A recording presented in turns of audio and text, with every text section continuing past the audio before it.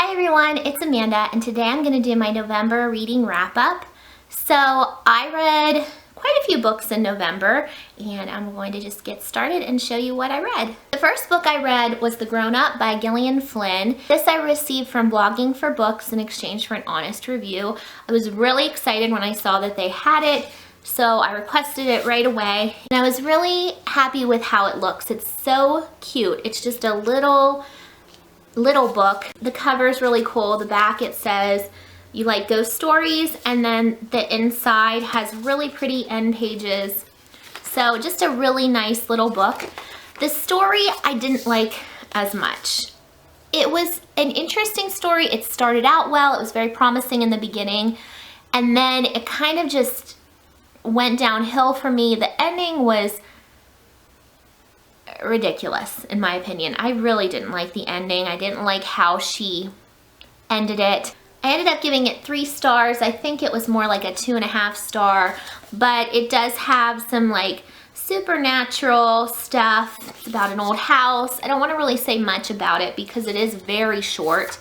It is only 62 pages long, so I read this in one sitting, but I do really like the book itself. It definitely does feel like a Gillian Flynn book, but it wasn't her best in my opinion. Then I read You by Carolyn Kepnes. I had some high hopes for this because so many people read this and loved it, and I liked it. I thought it was not as good as I expected it to be. It is more sinister than I expected it to be. It's about a man who is stalking another woman, and he's writing to you. He's writing to her, and it's told in like second person. So there was a little bit of creepiness to that. It definitely was kind of creepy to get into the mind of someone who has some serious mental health issues. There's just something about it that I didn't love.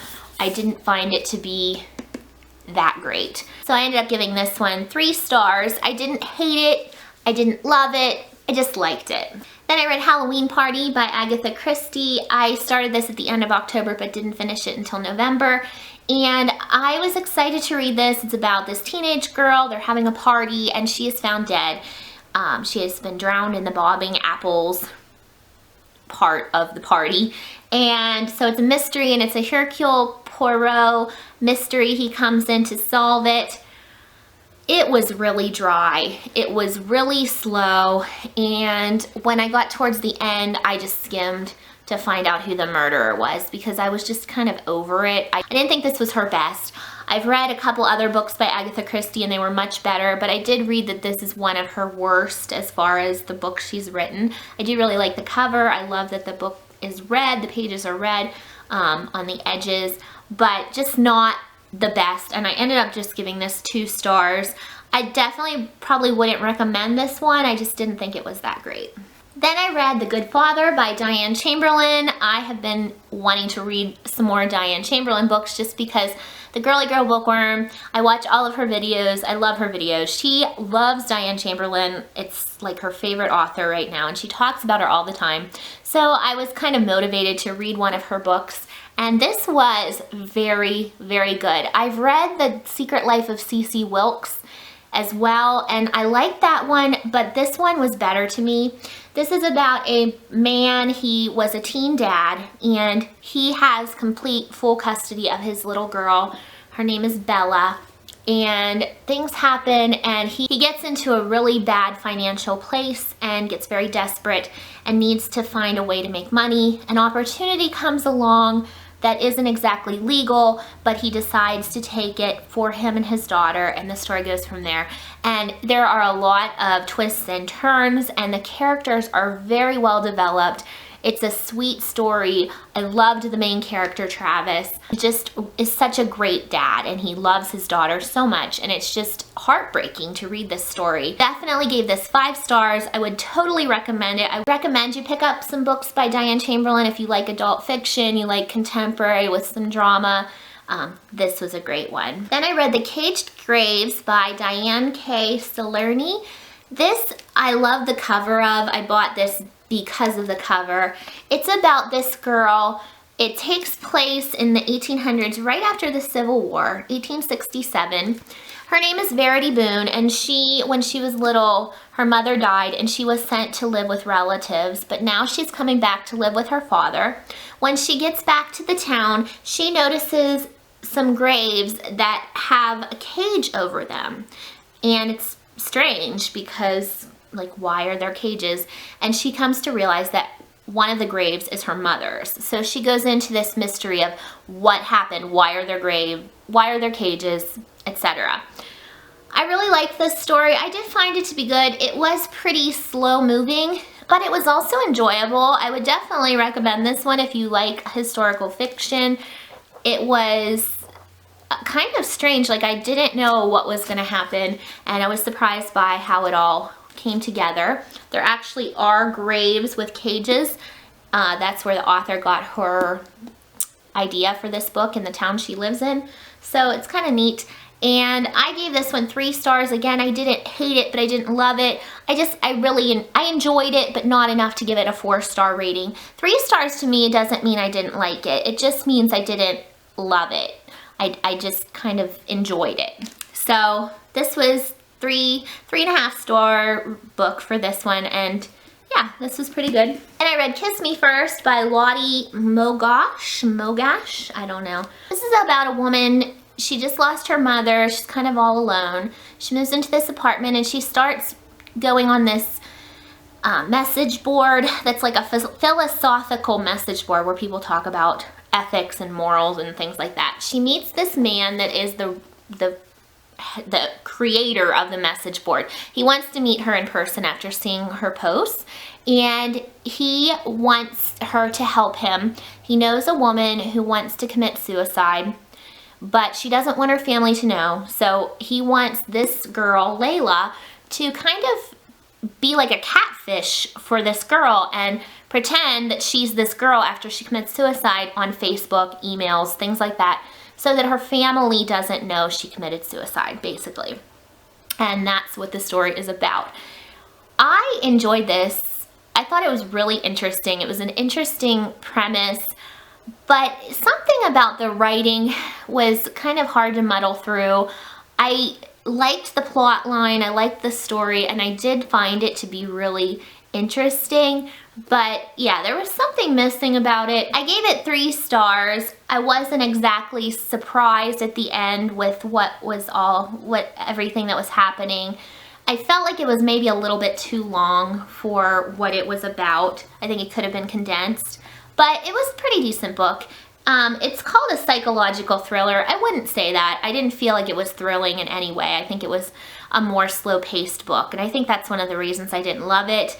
There were no moments where I was on the edge of my seat waiting to see what was going to happen next. Then I read The Christmas Joyride by Melody Carlson. This is a book I received from Revel Reads in exchange for a review for their blog tour. And I requested this because the cover just really drew me in. I think it looks so cute. And it was a fun story. It's a short story. It almost could be called a novella, I think. It's 168 pages. And what it's about is this woman. She's an elderly woman named Joy. I think she's like 85. Yeah, 85 years old. She is going to be moving to a personal care home, selling her house, and she is going to take her motorhome on the road on Route 66 and spread Christmas cheer, Christmas joy along the way. And she invites her neighbor along. Her neighbor is pretty down on her luck. She just got divorced. She's having a hard time. So she goes with her, and Joy has a blog, and she had a contest, and the winners are the ones that are receiving this Christmas joy. This was such a sweet story.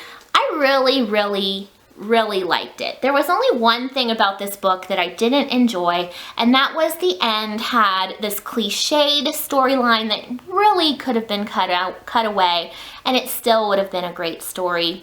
But other than that, it was really fun. It was more realistic as far as like what happens in the story. It made me feel like going out and doing something for someone because it's like a feel-good kind of story. They're doing good things for others and making them feel better, and I just love that. One other thing that I really liked is that it's Christmas from the beginning to the end. The whole story is about Christmas. A lot of times I've found that when I read books that are Christmas themed, Christmas is only one little tiny part of the whole story and the rest is about something else. This was a Christmas story. I would totally recommend this if you want a cute Christmas story. It is a Christian fiction, but it really doesn't go into any of that stuff, so I think you would be fine to read it even if you're not Christian and you just want a fun Christmas story. It was a very good book. I gave it 4 stars. I read Night Film by Marisha Pessl, and I was so excited to read this. I bought this last year. I have been putting it off for some reason because it is so big, and I finally picked it up and I actually read it fairly quickly. I love that this book has interactive elements. It has like websites and interviews and photographs, and there's this app where you can scan the pictures and you get extra content, which I loved that. But this story, I wasn't as much a fan of. It's about this girl who is Ashley Cordova. She is the daughter of this big-time movie producer who makes these films that aren't even allowed to be in theaters because they're so like graphic. His name is Stanislaus Cordova. No one really knows much about him. He's very mysterious. And so this reporter decides to investigate her death. She died. She is found at the bottom of an elevator stairwell and they rule it as a suicide. I liked it at the beginning, and then I loved the interactive elements, but then it went to that place that I just don't like, and there was a lot of talk of the occult and things like that that I just prefer not to read about, but I kept going, and when I got to the ending, I was kind of really disappointed in the ending. I expected much more. So I would say, you know, I can see why a lot of people really love this book. I could see it, but I didn't really love it. I liked it at the beginning. The middle kind of started to drag, and then the ending just wasn't my kind of thing. But I ended up giving it 2.5 stars. I was kind of between 2.5 and 3. I definitely would recommend if you read this to get the app. It's Night Film, it's the app. And you can scan pictures where there's like the dove, and then it gives you extra content, which I found that to be awesome. I hope that there are more books around that are like that. Here's one. When you see this, then you scan the picture and it gives you extra stuff. So I liked that a lot. I liked the idea of the book. I just didn't care for the way it went. And the last book I just finished yesterday is Shadow Kiss by Rochelle Mead. This is the 3rd book in the Vampire Academy series, and this book made me sad. If you've read it, you know why. Yeah, I can't really say much about it because it's the 3rd book in a series, but I did enjoy it. I gave it 4 stars. Excited to read the next one because it kind of left off at like a cliffhanger, and it did make me very, very sad. So yeah, that was a 4 star. That's it. Those are the books that I've read in November. I am going to be doing my December TBR, and I hope you all have a great day. I'll see you next time. Bye.